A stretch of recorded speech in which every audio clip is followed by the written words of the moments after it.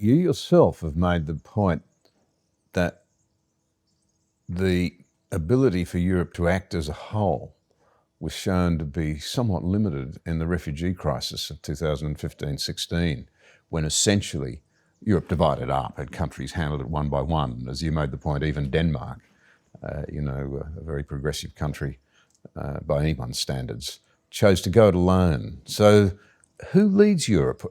How do we think of Europe? The idea of a United States of America, of Europe, that might be still seen as an objective of the Europeans in many other parts of the world, appears to be well and truly dead, not just because of Brexit. I think back in the 1990s, there was a project to create the United States of Europe, to create a federal European state. That was going to be done through monetary union. You were going to build a monetary union, and that would sort of force the Europeans down the road of federalism. Because if you had a monetary union, then you'd have to have some kind of fiscal union. And I think that was the idea. That's, I think, over as a project in practice, even if there are still plenty of people who cling to it in theory. If you think about what's happened since the financial crisis, which was actually more disruptive for Europe than it was for the US, not much has changed. We have taken only baby steps towards banking union. There's still nothing resembling a European-wide scheme for deposit insurance. There isn't even a glimmer of a transfer union, of a fiscal union that might allow, for example, the rich states like Germany to help out those states like Greece that get into difficulties. All of this is stalled permanently. And not just because of German opposition. Northern Europe is essentially against the idea of fiscal federalism. And as any Australian knows, if you don't have any fiscal element to it, it's not a federal system. So I think Europe's federal dream is essentially dead, even if some people still cling to it. And that leaves Europe in a very uncomfortable place, somewhere between a confederal system and a federal system. That's a problem because a challenge like the migration crisis of 2015-2016 exposes the lack of any real common ground between the member states. There are still 28 member states because Britain hasn't yet left the European Union.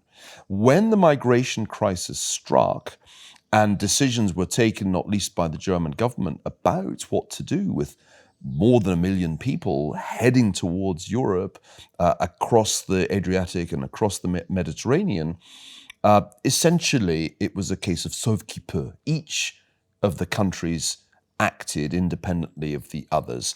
Attempts to agree burden sharing to redistribute the refugees essentially failed. The East European countries said we're not having any, and the Southern European countries ended up bearing a heavy burden, not only Greece, but also Italy and to some extent Spain. So what a mess. And it's not going away because this migration crisis was only essentially contained through a deal with Turkey, which was to leave the refugees in places like Turkey, in other parts of the Middle East, bottle them up in refugee camps there, and get some relief from Europe that way.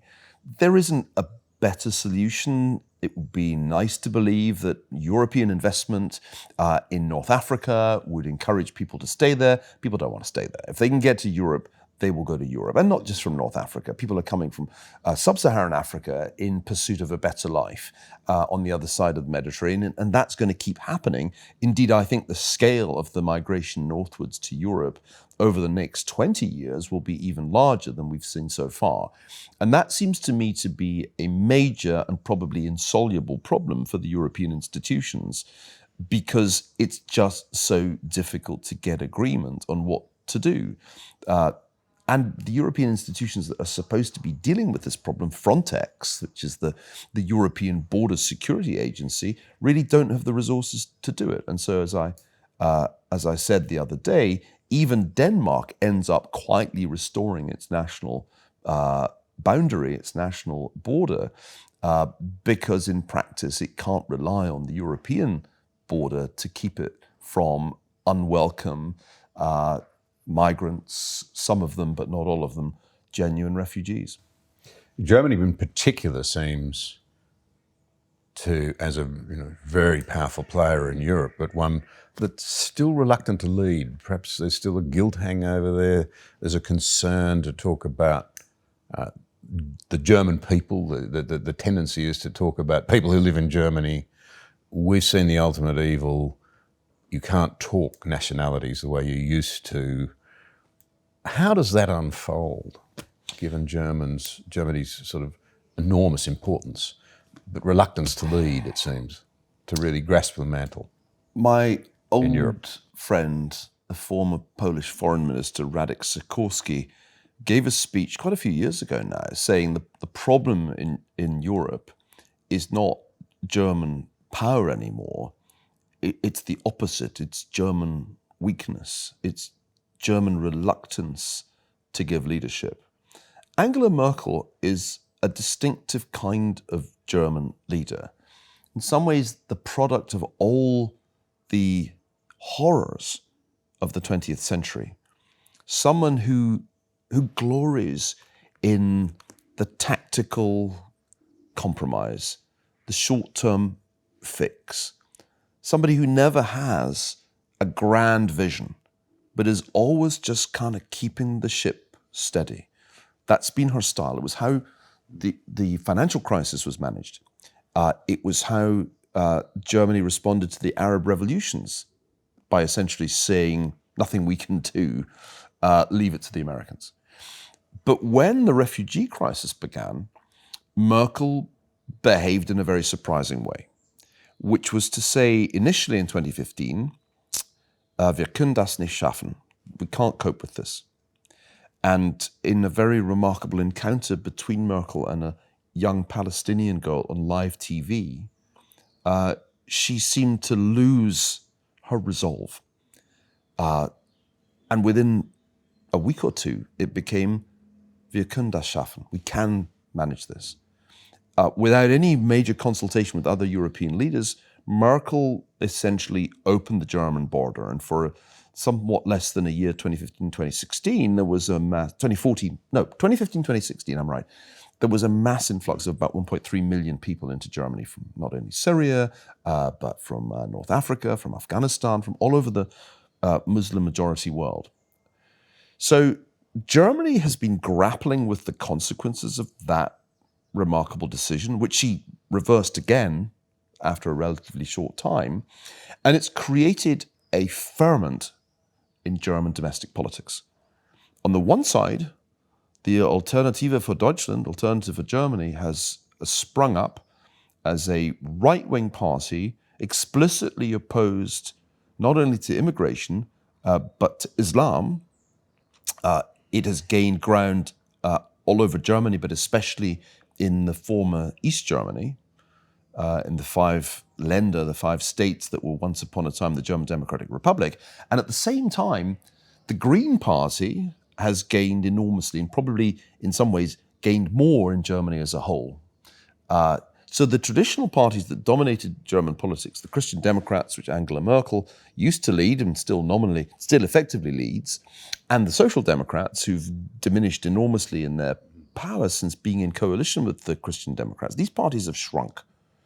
So Germany is so introspective, so preoccupied with its own changing political landscape, that the idea of German leadership in Europe has kind of faded. Merkel was the dominant player earlier in her career. It is now Emmanuel Macron, the French president, from him, who does the leading. Yeah. It's Macron who speaks often explicitly for Europe. This annoys some people, but he loves it. And I think what's fascinating is that shift from a German-led Europe to one that is much more French-led at the moment. I was traveling in Europe recently. I was in Italy, and somebody said to me, you don't understand how much this is now Macron setting the agenda. And Merkel is in a kind of twilight phase. Yeah. It's not quite clear when she steps down. It's not quite clear who replaces her. We're in a kind of limbo because she won't say when she's going. And in that state of affairs, it's France that sets the agenda. Now, France began under Macron, after his remarkable election victory, with a renewed federalist drive. We're going to fix this. We're going to move forward. There'll be ever more integration. We're going to have common foreign policy. We're going to have a common army. And the German response was, nah. And I think Macron realized, particularly when he started trying to do significant domestic reform and faced the Gilets jaunes, the yellow vest revolt, this isn't going to work. I can't do this if the Germans aren't on board. And so Macron has pivoted to a much more traditional Gaullist strategy where it's really all about France. Yep. And it's all about not only France, but the big European powers. Some people even now talk about the E3, which is Britain, France, and Germany. So in the midst of Brexit, with Britain tying itself in knots about its future relationship with the European Union, in Macron's eyes, the initiative really belongs with France, with Germany, and with Britain, the traditional European great powers. This is where we are. It means that the European institutions, like the Commission, now to be led by a German politician, Ursula von der Leyen, may no longer be where the action is. The European Parliament may revert to being a kind of irrelevant talking shop, and the decisions that matter are the decisions that get taken in Paris, in Berlin, and also in London. So paradoxically, Brexit may go ahead with respect to trade. It may mean enormous disruption in the UK's relationship with Europe economically. But actually, Britain, France, and Germany may be the strategic players taking the decisions that really matter when it comes to the Cold War between China and the United States. That's, I think, where we are. Did you enjoy this conversation? To keep up to date with new episodes, subscribe to the channel and click the notification bell.